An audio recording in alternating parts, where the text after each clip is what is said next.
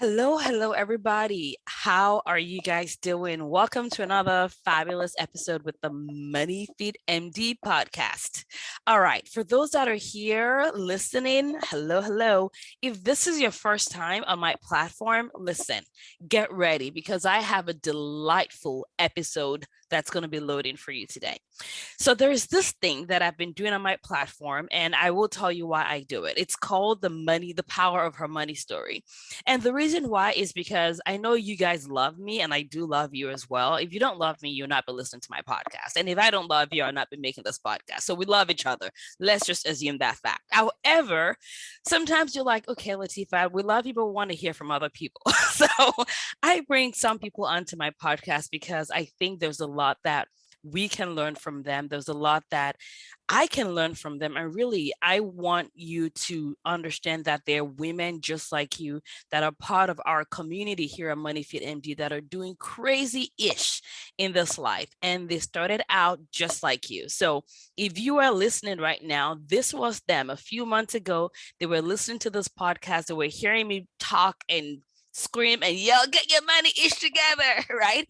And one thing led to the other. Excuse me, I'm like choking because I'm getting all excited here. All right, I'm gonna take a sip, y'all. So one thing led to the other. They decided to say yes. And I think it's really powerful for them to just share their journey, share their story, because there always is something that we can learn from them. So, on that note, I'm going to say welcome to the fabulous Dr. Johanna Moore. Hey, I'm so excited to be here, and I am so happy to be talking to you and your audience about my journey. And you look fabulous, by the way. I can see her on video. I don't know if you guys can, but you look fantastic. Thank you. I mean, you always do, but for some reason, the light is especially. Maybe I need to bring in my podcast more. Maybe that's what it is. I'm just glowing from excitement and love. I love it. I love it. I love it. But so before we talk about all the amazing stuff we're going to dig into today, can you give us a little intro? Who are you? Who is Dr. Moore? What's your deal? Tell us a little bit about you. Okay, I am Dr. Johanna B. Moore. I am a physician pathologist. I run 4 laboratories in my area where I am the medical director, and I have twins. And I also am the founder and lead success strategist for a coaching company, a success company called She Is Money. Love it, love it, love it, love it. We're going to dig into a lot of that. Let me ask you, how long have you been out of training? It has been about 10 years now. 10 years. Have you been in the same position the entire time? Tell us a little bit about what your work journey has come from.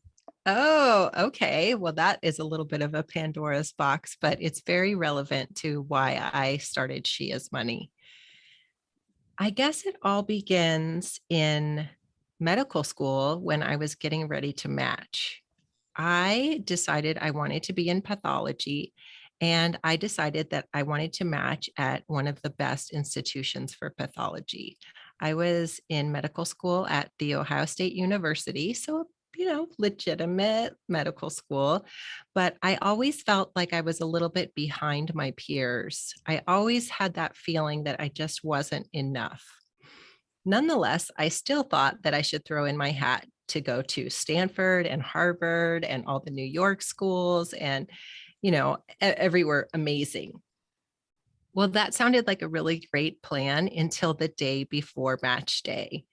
And that is when I realized that I was in big, big trouble. And so I went and I met with the advisor, and I told her, I know that you have a list early and you need to tell me if I didn't match, because I'm just not going to be able to handle it during the letter opening ceremony. And she looked at me with this sort of like disappointment in where I was. At least I felt that way. And she said, if you didn't match, then you're just going to have to wait and deal with it when you hear about it. And then we will come up with a plan. And it was almost like she knew that I had not matched. And I was so worried and nervous about that. And so I went to match day. My family was there, and I opened the envelope and I started bawling. And my family was like, "Oh my gosh, like she really didn't match. Like what are we going to do next?" And they said, "Are you okay? What's happening?" And I said, "I matched at Massachusetts General Hospital and I'm going to Harvard."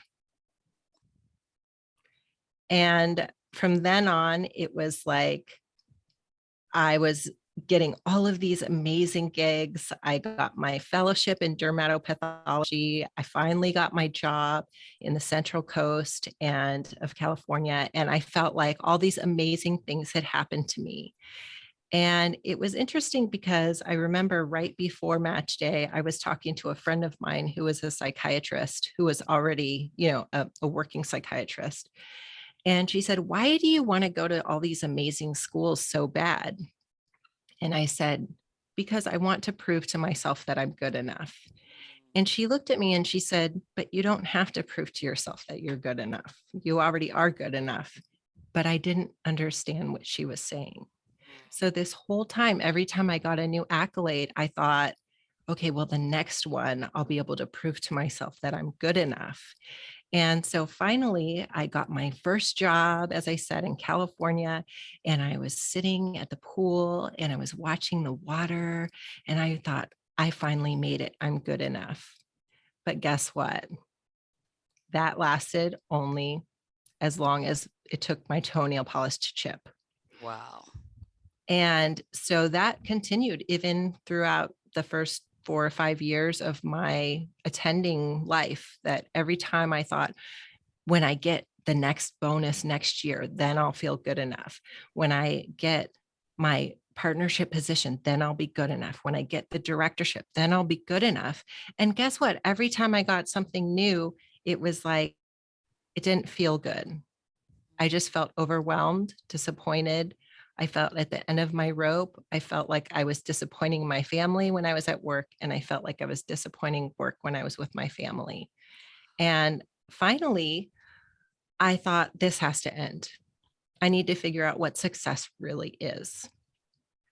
And so I had a little midlife crisis. But instead of having a midlife crisis where you cheat on your husband and you get a Porsche, I decided to go to a Tony Robbins event. I like it. Not cheat on my husband, not get a Porsche. Tony Robbins it is. Tell us Tony more. Robbins. I dropped my 10 grand and I went to a Tony Robbins business event because I thought I wasn't ready for Tony Robbins self improvement, but I wanted to hear what he had to say about business. And guess what? Business is self improvement. Yup. Tell me And about it. what I learned was that it wasn't about the next big thing. It wasn't about my next accomplishment.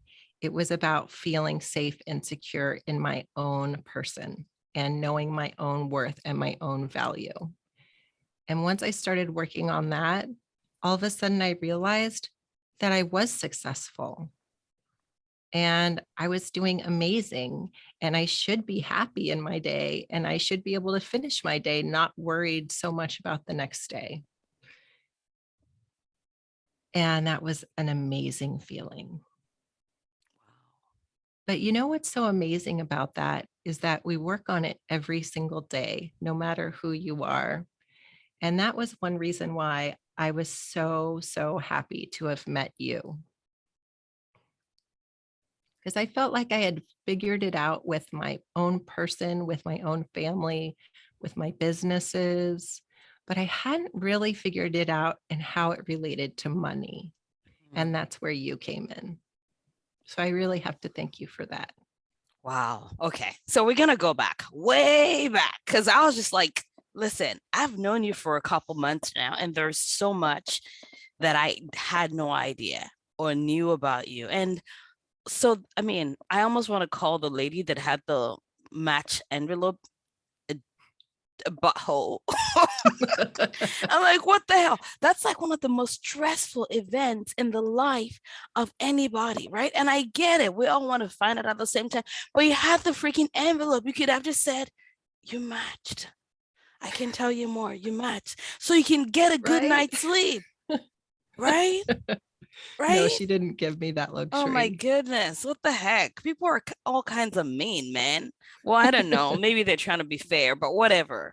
I'm just like, maybe that's why I shouldn't be in charge of the envelopes because everybody's going to know that if you stress, come to Latifah and she told you, yeah, if I blink once, you max. If I blink twice, go scramble. But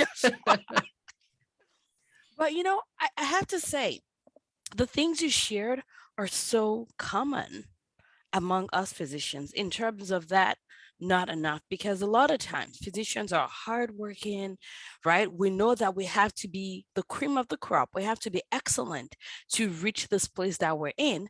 And a lot of times what I find is that you take the what's it called, the MCAT, you're trying to get an exam because suddenly when you get the score, you're good enough, right? And once you get in, then you go to medical school, you start from day one, and then you're like, we're not good enough anymore, we have to learn to be good enough. And then you get to second year and it's like, now you're feeling great, well, guess what, you're about to start the words, you're not good enough.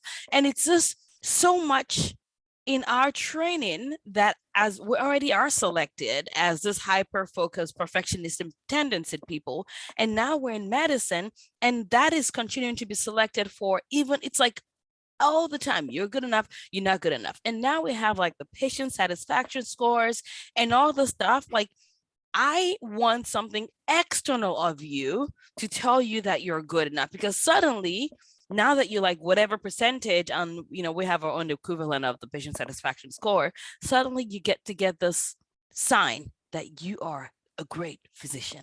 I don't know. What do you think?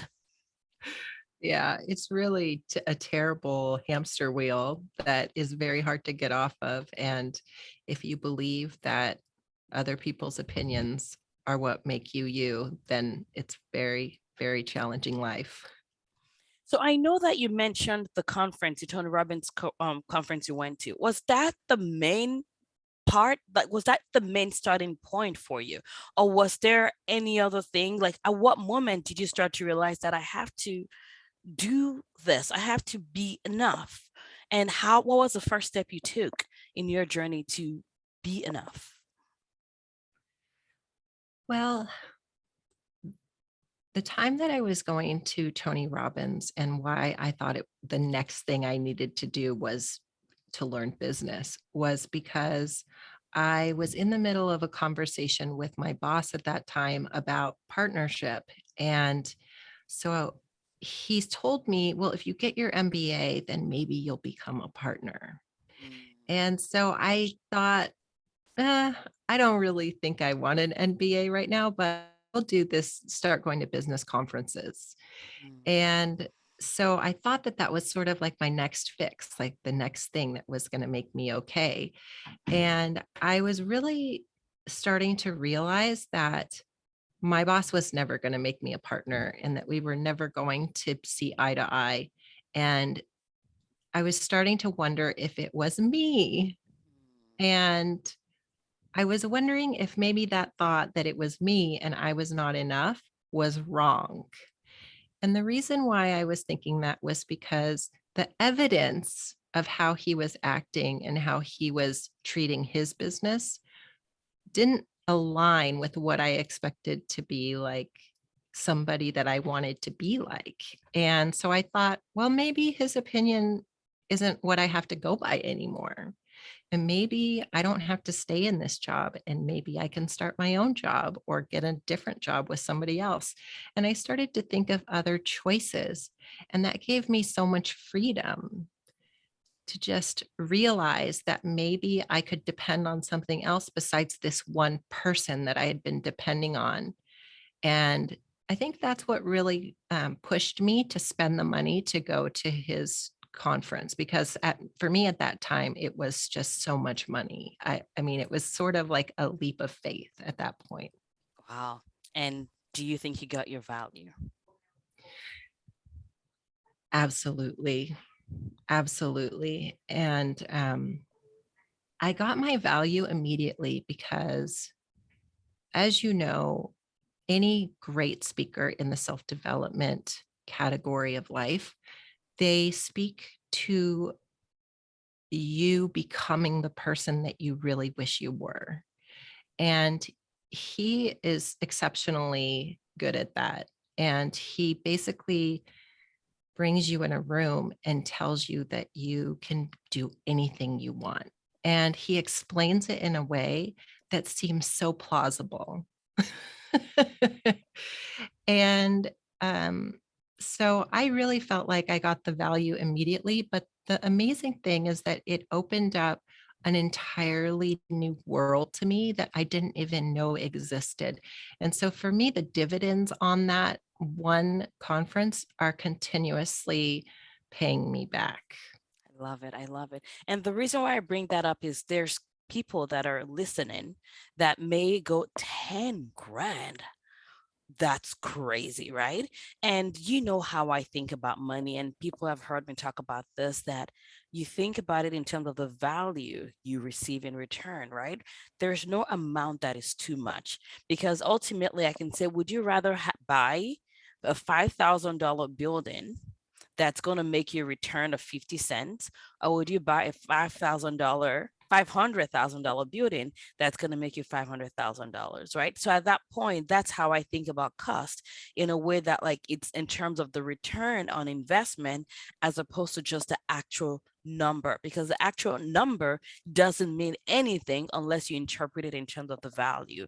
And I love that you broke that down in terms of, yes, it's not just the value of that event, that one time only, but the world that it's opened you up to, and the long-term value that when you invest in things that give you value, right? When you invest in this way, the return that you get on your investment. I love that so much. Yeah, I think just to clarify, because I completely agree that it's really hard going into something where you're spending a lot of money and then trying to figure out how you're getting that money back. And it's not really like a tit for tat sort of a situation. It's more of like a flow of energy that happens. So with Tony Robbins, I went and I plopped down my money. Actually, I borrowed money for it at like a very, very high interest rate, which is something I learned about later. But I still think it was worth it. And because of my ability to believe in myself, I mean, he taught me a little bit about business. Like we learned a little bit about finance and a little bit. I mean, it's only a 3-day event. So, I mean, how much can you really learn about business? It wasn't an entire MBA. But what he did teach me was to believe in myself. And he taught me that I could do it, that anybody can do it. And after I went to that conference, I left my job and I started my own job, a corporation on my own in direct competition with the biggest name in town. And I made it. And I made almost as much that next year as I would have if I had stayed. And I would Amazing. never have had the courage to do that without going to a conference and listening to someone telling me I could. Oh, you cannot, I can't tell you how much I love everything you've just said, because there's so much that you just, I mean, one, we talked about value. And yes, I agree with you. It doesn't have to be a one-to-one short-term focused only. It's also part of like who you become. And sometimes we have to be careful in terms of what we think about as return on our investment, right? Because if all you did there was go learn about the numbers of business, that may not, if that's all you learn, that may not have the impact that the belief, like the foundational, the root, right? Because when you get home and you're like, but I don't know how to, you're like, okay, but I know that I can do it, right? I believe that I can do it. And that stuff is like worth its weight in gold. So I love that you broke that down. And in fact, I kind of, I'm always trying to find ways of breaking things down for my audience. And I think about it as the tangible and the intangible, right? Sort of like what this is, like the intangible. You can't put a dollar amount to it. You can't say Tony Robbins taught you how to make $10 or how to make $10,000. But when you invest in things that literally give you life, it's everything. One of the docs in the money coaching program that I run said something. She said, Latifat, one of the things that I value the most about this community is that it's created an awakening for me. Mm. That's what she called it, an awakening. And it's sort of like, well, what's the value? What's the return on that investment? The awakening for her is why she's like a better mother. She's a better human for herself. And according to her, not my own judgment or perception, because it's obviously up to her. She's now investing in real estate. She now is starting her own practice. All because she's like, I had an awakening that I would not have had otherwise. And she's like, this is like a no-brainer. So there are some things that are tangible. And of course, she has the tangible stuff too, like, the emergency funds, how to create a spending plan. She's doing the numbers, she's making sure they're cash flowing. But that intangible, I no one taught me that. No one taught me that that was the most important part of wealth building. And I remember when I found out that that was the most important part of wealth building and that it was literally the soil, the fertile soil, I actually cried. I was like, Aw. how come no one is teaching us this stuff? How come people are telling us to work harder, cut out the expenses a little bit better, stop drinking that freaking coffee a little bit drier, Right. like, and I was just, I cried because I'm like, this is just crazy to me that this is the secret to success. It's the intangible. If you get the intangible, the tangible is just like easy, so easy. So I love that you shared that. The other thing that I loved you shared, and I'm soaking this out because I want y'all to get everything that's why she's here. So we can suck up all the juice of her wisdom. You talked about the credit card and you talked about using that as part of paying the $10,000 with interest. And I know that your thoughts, as evolved, but tell us a little bit, was that something that was hard for you to do, like swiping a card, considering how we're taught and what we're taught about debt? Actually, it was more insidious than that. They had a payment plan, and no disrespect to Tony Robbins, but I feel like he should not have a payment plan like that in place because a lot of people who join need a lot of help. And Mm, and his big thing is helping people. And I was one of those people who felt like I was at the end of the rope and I needed help. I needed someone to save me. mm, And so I plunked down that money mostly on adrenaline. I signed up for the payment plan and then I learned pretty shortly thereafter, like once I started getting payment, the bills, that it was at 22% interest. wow. And I thought to myself, I just gave this guy $10,000 to help me with my money and my business, and he's gouging me at 22%. And I felt very bad about that. And I felt guilty for not having looked to see that it was 22%. I mean, obviously, it was in the paperwork. I felt like I didn't know anything about money, that I couldn't be the type of person to have that kind of money, that I didn't deserve it. And I felt like very embarrassed, very embarrassed. And I think that's different from if it was just a credit card. I would have still felt those feelings, but I also would have known like going in. So for me, it was almost worse. Like I had been tricked, but it was shame on Mm. like that. That's interesting. That's an interesting perspective. So let's talk a little bit about your money. And because I know you've brought that up a couple of times now. So we met last year, but tell us a little bit about Mhm. how your thoughts about money was. Because, using that credit card or getting the payment plan, not looking at how much it was going to cost you, I don't know that that's something you would do now. So, right? No, I would not. You would look.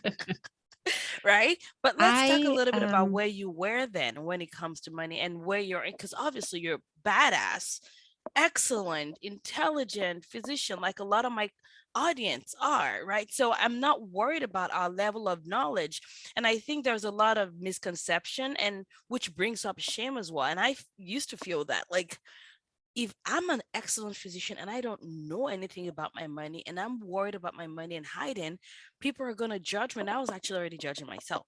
So I definitely get that. But I want to hear from you. What was your journey like when it came to your money? Yeah, absolutely. Well, I already alluded to the fact that I felt like I didn't believe in myself. And when I found that belief in myself, I really started to shine.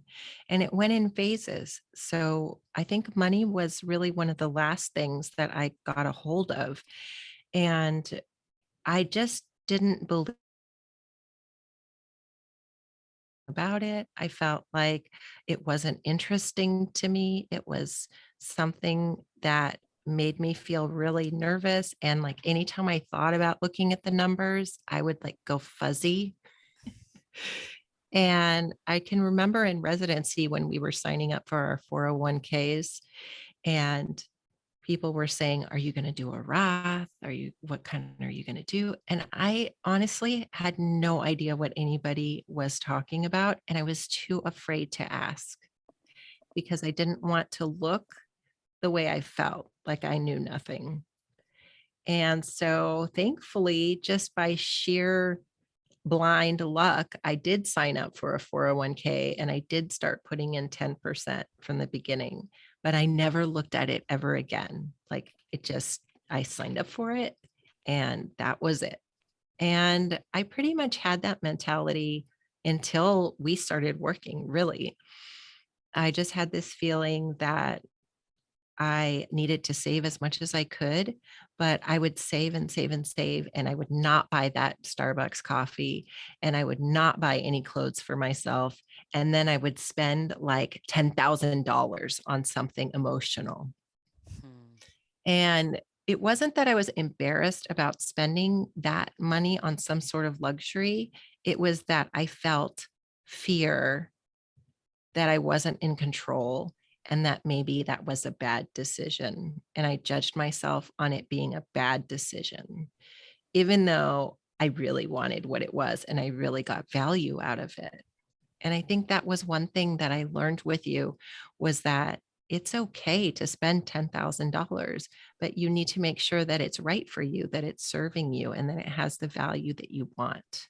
And that was something that I didn't really understand. And I think that I didn't understand it because I was entwined with the idea that money had to do with my own worth and my own intelligence and who I am as a person.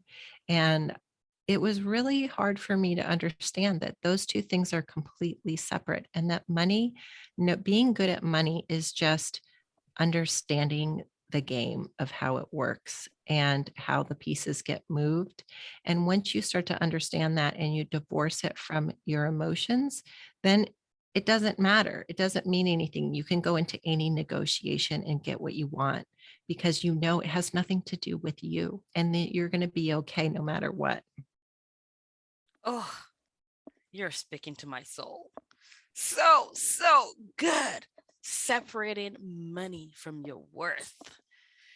I mean, that right there is a huge one for a lot of us, right? Because we've been taught, and I want to make sure that those that are listening understand this. One of the biggest things with money is thinking that you're alone. Everybody else gets it but me. Everyone else has it figured out. Everybody else is taking this class that I didn't know when it happened, but I'm the only person that feels this way. And we keep quiet and we hide. But part of this thing is we live in a world where we've been taught that people that have more have a higher value. They get the more attention, right? You watch the news and it's like, oh, the star gets this, the star gets that.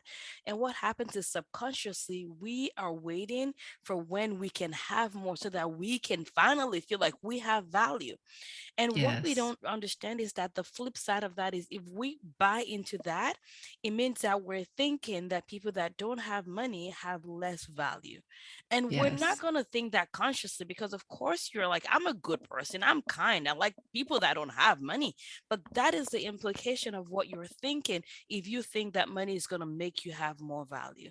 So when we start to dissociate our value from money, when we understand that we already are amazing. I mean, look at our freaking baseline. We're badass physicians for crying out loud. Like, there's nothing you can do to add value to yourself. There's nothing you can do to take away value from yourself. That's my belief about every single human that's listening to this podcast. I don't even care what you've achieved. Like, your value was maximum the day you were born. Like, literally, a baby does nothing but smile and poop and cry and, puke and do and all that stuff. And their value is like maximum. They're not of less value than you and I. So it's really, really important, because when we dissociate that, we can ask for anything we want. We can ask for money or not ask for money, because when someone tells you that they're not going to pay you, doesn't mean you're less as a human being. You just now get to negotiate, because it's just math. Yes. And I feel like one of the reasons why I felt this way, and maybe you feel the same way being another physician, is that do you remember when you were a med student and you were rounding with on internal, let's face it, it was on internal medicine was the worst. Who And the judges?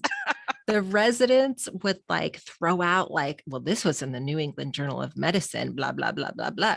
And like they knew all these facts and they would like shame you if you didn't know anything. And so you just tried to be quiet so that like you didn't say anything and you didn't tell anybody if you didn't know, because that would just be really bad if they found out that you didn't know your stuff. I don't know if you swear on this podcast or not. Yeah, I'm a I GI just doc. Shit. stop myself.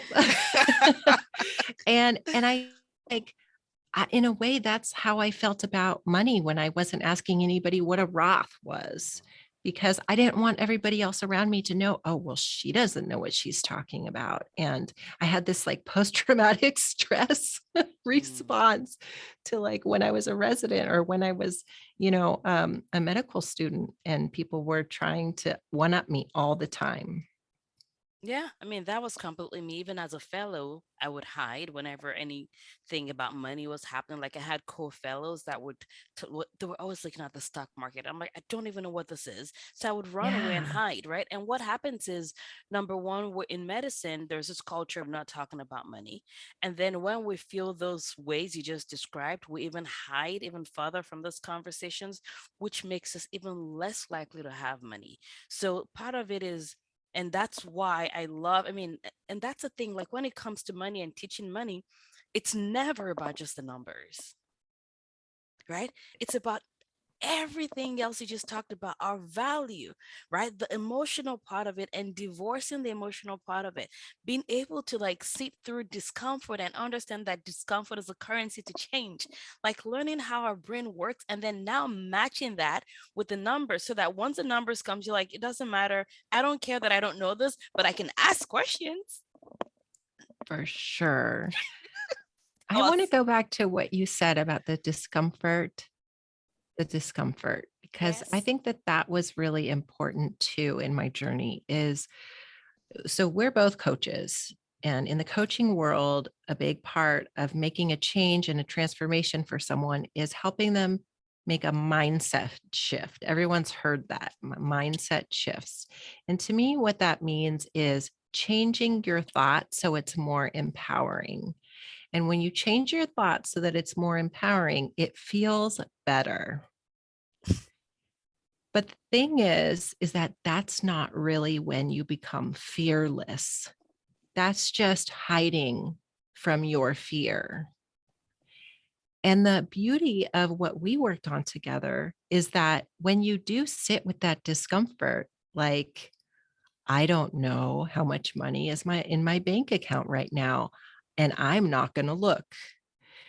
Instead of not looking and understanding that it's okay to feel scared about that. And it's okay to move through, even though it's excruciating. Learning how to do that is really, really the superpower that you need to learn.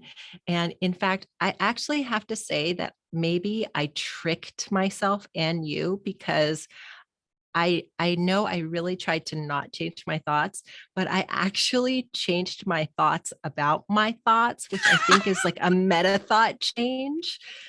I don't know, but now every day I wake up and I think to myself, What am I going to do today to be the badass that I could not do yesterday? What am I going to do? I'm going to do something scary. And so every day I do something really scary. Yesterday, it was applying for a loan for my ADU. I had been waiting to Yes. do that for weeks, and the loan officer was emailing me every week. How's it going? Just checking in. And I would just ignored her. So yesterday I decided my badass thing was going to be facing my fear about filling out a form. And you know what? It wasn't that bad. I mean, it's kind of a pain, but really, it wasn't that hard. And I finished and I was like, huh, done with that. And I realized that I had just done something really, really hard that I may not have done in the past. And it kind of became something awesome to look forward to, like, oh, what am I going to do today to be a badass? So I don't know if that's changing my thought about it or not, but No, no, what you're doing is using your thoughts to create the future you want, but you're not escaping, right? You're like, what am I going to do that's uncomfortable today? What am I going to do that's badass today? And I'm really excited that you did the paperwork so you can listen. I'm all about diversifying that source of income. So that is, I mean, you live in a great spot for an ADU for you to use to diversify your source of income and get some short-term rental income coming in. So I'm really excited that you're getting stuff ready for that. How fantastic. yeah, it was awesome. And it, I said something that I've heard a lot of my clients say that I just like to point out to people who aren't really dialed in. And that's that I felt like I didn't know what I was doing and I accidentally saved money. And I hear that a lot with my clients. And I always have to go back and do a latifat. And that what that means is I show them what they've already done and the pile of gold that they're sitting on. And I ask them, do you really not know what you're doing? Because obviously you know something. And so I think that that's like really important to give yourself that credit. Absolutely, because a lot of times people think, and I shout this all the time that I'm yet to meet a woman physician that is bad with money. And people roll their eyes and go, Latifa, you have no idea. But I'm telling you, right? Even Dr. Moore, you're listening to her. When we met, she's like, I am bad with money. I mean, she just shared her story with you guys. And she said, I'm bad with money. She thought she was. She's like, I don't know what I'm doing. I spend, I don't spend, I ignore, I judge, I feel shame. And now look at her months later doing this work again. It's not a get rich quick scheme. It's transforming her brain, right? The way she thinks, the way she feels when it comes to money, doing the discomfort in a space that she knows feels safe, right? Calming her nervous system down so she doesn't run when her brain tells her you're about to die if you look at your bank account, right? Right? And I think your journey has been so powerful to watch. Tell us a little bit about the investment part, because part of my thing is this. I love that we talk about spending and saving, but I also want to make sure that we're talking about the investment part of things. And at what point did you start to look at your investments and diversifying and thinking about it and all that stuff? Okay. Well, in order to talk about investments, we have to talk a little bit about debt because they're related, as we kind of talked about. So I thought that I was pretty good at investing before we met, but I had never done anything in real estate. Real estate really, really scared me. And the reason why is because if you buy, you know, Peloton right now, it's like 250. So it's not that big of a commitment. You just buy one and then you see what happens. But with real estate, it's like, especially in California, I mean, my house cost $1.2 million. Like, that's really insane. And so for me, real estate was so risky and so scary and so much of a commitment. But the amazing thing about all of us is that we have a money container that we all carry around. And in that money container, we get to fill up to the top whatever money we get to use, whatever money we're flowing into the community. And most people believe that their money container is a certain size, but you can actually grow your money container when you borrow. And that's why debt shouldn't feel scary. Debt should feel like an amazing opportunity to grow your money container so that you can do things that serve you and that help the world. When you go to Mexico and you stay in a condo in Mexico, if you wanted to buy that condo, you would have to buy it flat out because they don't have mortgages. I mean, they didn't before. I don't know Yeah, I don't know. recently if they've In changed that. Nigeria, they do now, but back then they didn't either. So I have Right. no idea what the market is like Right. anymore. Last time I went, which was more than 10 years ago, that they didn't. That's like a So it generation may ago. have changed by now. But Yes. in some countries, I'm sure even today, they don't have mortgages because they don't trust you and they don't believe in you. And they don't believe that you're going to be able to return that money. And so they get loans from their parents. Why? Their parents may not trust them, but they love them. But an institution isn't going to give you money because they love you. They do it because they trust you. So if you just got a huge jumbo loan for $500,000, $600,000, guess what? That means that the bank believes that you can pay back $600,000. So I think that looking at debt in that way, in a way of, wow, like this is a reflection of my ability to potentially make that money, then it becomes your job to invest that money so that you can make even more and bring some home for yourself and those you love. And so, I have some debt in my life that was not used in that way and I'm paying it off. But I'm okay with that because I was allowed to use that money for something that was valuable to me at that time. And yes, I'm paying it back, but I am grateful to pay it back because I never would have had that experience. But the great thing is that now I understand that I can use that money to grow more money and it's not even mine. And so for real estate, it's not as scary anymore because I know I can just borrow the money and then I can make more money and I won't have a problem with paying it back. And even if, God forbid, everything blew up and I couldn't pay it back because of my investment, it's okay. It is okay because I will figure out a way to make it work in the future. Liberation. I love it.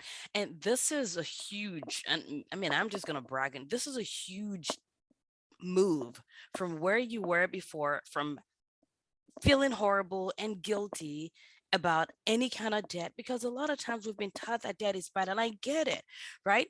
Debt that is not used in a way that is wealth building, debt that is spent on liabilities and low quality wealth products, yes, that can be a burden, and it's been used for generations to take money out from people that may be less aware and putting that into other pockets. But I do think that as physicians, we do ourselves a disservice when we have this all debt is bad stress. And I honestly think that unfortunately there are subgroups that are being taught that more so than others, and it's actually contributing to the wealth gap. That's my opinion. But when you know that you have liberty and options, then you get to choose. The fact that the money is available doesn't mean you have to use it, but you know that you're have access to it, and now you have the freedom to use it to create even more cash flow and learn how to invest in a way that puts money and teach, really train yourself on how to identify high quality wealth items. So I love that you brought that in. So keep going. We're listening. We're listening. Yeah. So my first delving into real estate is pretty safe. It's on my own home. We have like an office slash gym on the other side of our garage, and we're putting in a bathroom and a kitchenette and a door, and we're going to rent it out. And I'm pretty excited about it because our community doesn't really isn't doesn't really want a lot of short-term rentals there, and that was our first thought. And maybe we'll try and see, but they do allow long-term rentals. And I know a couple of nurses who belong to traveling nurse groups who need rentals. And so the idea of having a traveling nurse who doesn't know anyone to live in our house and enjoy the ocean and be in that, environment is just makes me feel really great about it. I feel like it's an investment not only that will give me back what I invested, but also it helps somebody else who needs it and who wants it. Love it. And it's increasing the value of your property because you've done that. And also, whenever, for those that are listening, if you're thinking of building like an ADU or something to generate income, it's really important to make sure that you're looking at it as an asset that would cash flow. So making sure the numbers work. And that was one of the things that you and oh, wait, 1 second. I'm going to pause for a second. Let me make sure I'm charged up. All right. We don't want this to die. This is what happens when you're trying to hide. Let's see. Where's my charger? All right, let me pause it for a second. They're going to edit this part out. So for those that are trying to create something like an ADU, it's really important to make sure that whatever you invest in is going to give you cash flow by doing some calculations. And, Dr. Moore did that, and I'm really excited that she's going to be doing that. Do you know what your next real estate thought or plan will be after this? I think I'm going to go into a syndication after because I think it's a little bit easier. You don't have to control very many things. And just so long as that you know that the syndication that you belong to knows what they're doing and are doing it for the right reasons, then I think that that's probably going to be my next step. I am so glad that you're here. I'm so glad that we brought you to come chat with people. And oh my goodness, so much gold in this because, again, when I bring people, it's really intentional. And the reason why I like highlighting people from my community is because I love that you can share your journey with such transparency and richness that it gives people value and they can also see themselves on this journey. I know that I'm not alone. And if she can do that and go from where she was to this in like months, imagine that. Imagine that. Yes, I love it. imagine it. I know we're getting ready to close, but I really want you to talk about what I looked like on Zoom in the beginning versus what I look like now, because I think it's so important. It's so okay. This is funny. Okay. Okay, I'm laughing because here's the deal. We all are amazing. We all think we're hiding, but also part of my job is to help my clients, right? Get to the next level. That's what I do. And so for you, I mentioned that when we first started working together, you would have this look of discomfort, of fear, almost like uncertain, unsure. And that's completely okay. That's where you were. And that was completely fine. And you were still badass and amazing at what you were doing. But when I just compare that with the woman in front of me with this financial confidence, with this resourcefulness that goes beyond just your finances, and you're just like, whatever. I mean, we were having a conversation and, a couple like last week or something about how you went to a financial talk. You knew before you went into the talk that, okay, this may be walking into a den, but you're like, even if it is, I have the capacity, I can make, and you went in there with curiosity, you got the knowledge, you got the information, and you came out and like, that's not what I thought it was going to be, didn't add value, but this is what I learned. Like the capacity to trust yourself enough to go into any spaces. I honestly think that that's the biggest gift you've given yourself this last couple of months that you've been part of the community, to be honest with you. I don't know. What do you think? Absolutely. And it just builds on what I was saying before about self confidence. And it reminded me of a story that I heard once by a coach out of Japan named Ken Honda. And he's like a very Zen coach. And he tells this story about when he walked into a cab in New York City, and the cab driver was like, "Oh, I can always tell when people have money or when they don't. Like I always can tell, I know." And Ken was, rich because he's a money coach and he's killing it. And he's got all his investments, dialed in and everything. But he didn't have like Louis Vuitton on. He just had a t-shirt. He didn't have anything that he thought would show that he was wealthy. And he said, "Oh, really? What about me? What am I rich or no?" And the taxi driver said, "Oh, no, you are very rich." And Ken was kind of taken aback, like, how did he know that? And he said, "How did you just do that? Like, tell me your secret." And the taxi driver said, "It's in the air around them. The Mm, people who have money circling around them, and they feel calm, and they're not rushed, and they're not worried. They just know that they're going to be okay. And the people who don't have money surrounding them, they feel lack, and they feel worried and stressed and ready to do the next thing and wondering what's going to happen next." And I feel like that is just exactly what you're talking about, that I felt worried about money. I felt worried that the weight of my debt was not going to be paid at the end of the month, that I wasn't going to be able to pay my bills at the end of the month, that I wasn't going to get money in the future. And that is so wrong, because it's not about the next raise. It's not about the next job. It's not about any of that. It's about you and how you can produce it and create it yourself.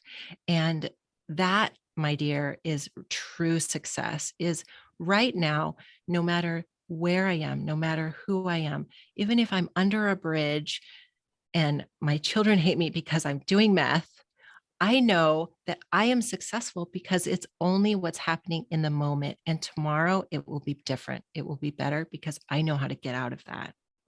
love it. And please don't do math. I think I Please like my don't do teeth that. too much. Okay, all right. Hallelujah. I'm so happy to hear that. Let me ask you, there's someone listening right now and they're like, okay, I need help with my money, but I'm afraid to ask for help. I'm afraid to say yes. I've looked at what Dr. Latifat is doing in Money Fit MD. I'm hearing stories about the doctors that are becoming Money Fit MD docs. Like, what advice would you have for someone like that that's listening? Well, my hard ass advice is get over it. But I'm not going to be hard ass on you because I know where you are. And what I'm going to say to you is that when you are ready, you will know.